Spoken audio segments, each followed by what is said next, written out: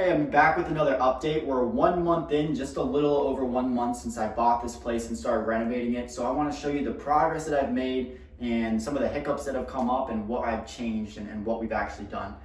So as far as this room, the front doorway entrance, all we've done so far is just scrape the ceiling and paint it. But let's go check out the sitting room. In here, we haven't touched, we've just removed the flooring or removed the carpet. I still have the underlayment. In the same situation, I also scraped the ceiling in here, but I haven't painted yet. And then in the dining room area, again, I removed the carpet, but we still have the underlayment, the tack strips, and the wallpaper. But I scraped the ceiling throughout the whole entire house and painted everything.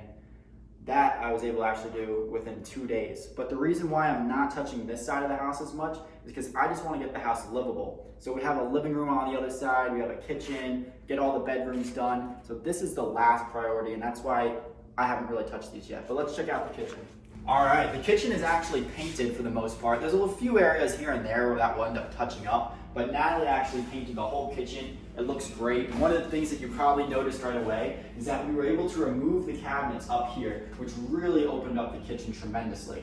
There were also before light panels that went across this whole entire wall and made it have like a dome-shaped appearance. So we got rid of all those, snipped the wire, and put it back in here inside the roof. And then I actually added a light bar up here to give a lot more light in the kitchen. And I replaced the old bulb over the sink with modern recessed lighting.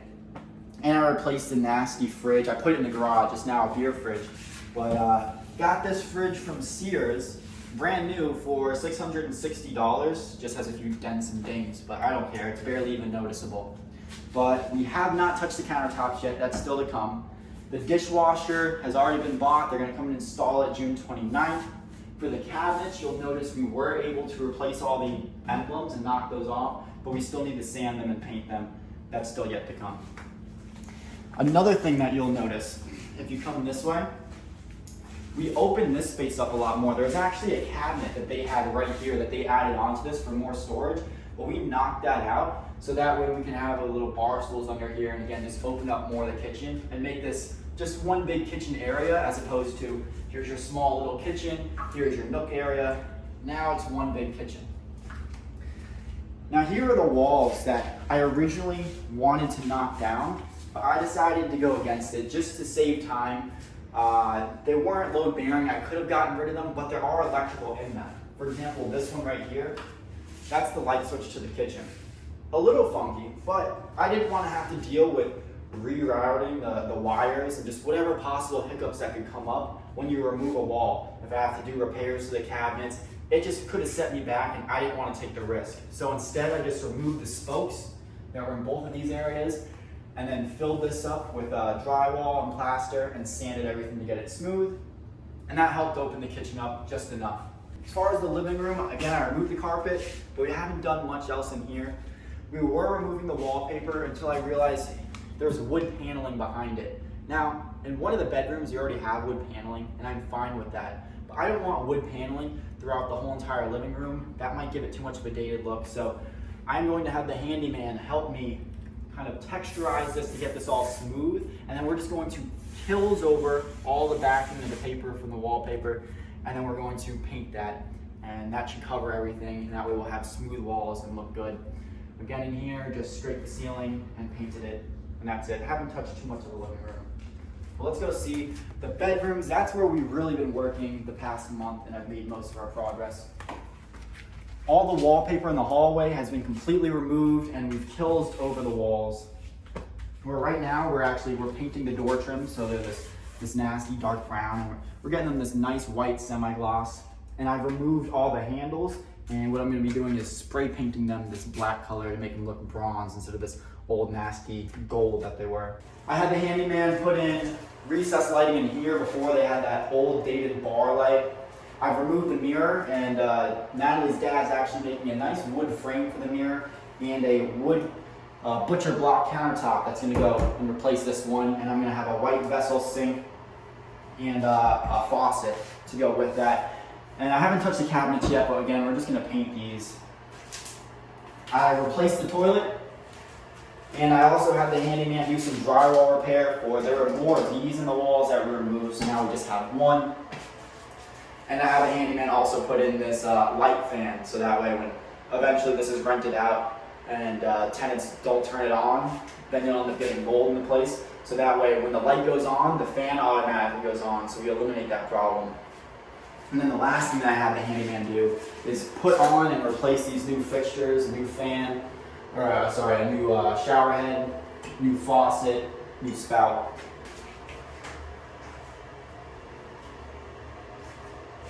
All right, so now let's go check out the first bedroom. This is actually the wood panel room. That I was telling you guys before, we didn't have to replace the wood. You can just paint over it. And yeah, you can still see that there's lines in there, but it looks good painted. And yeah, the closets are painted. So this is what a room looks like that's done, that's painted. But the baseboards, I'm removing them and I'm trying to salvage them and just paint them white and put them back on. So I'm gonna experiment with one room and see if I can. If it doesn't work, then I'll have to buy new baseboards. All right, this room,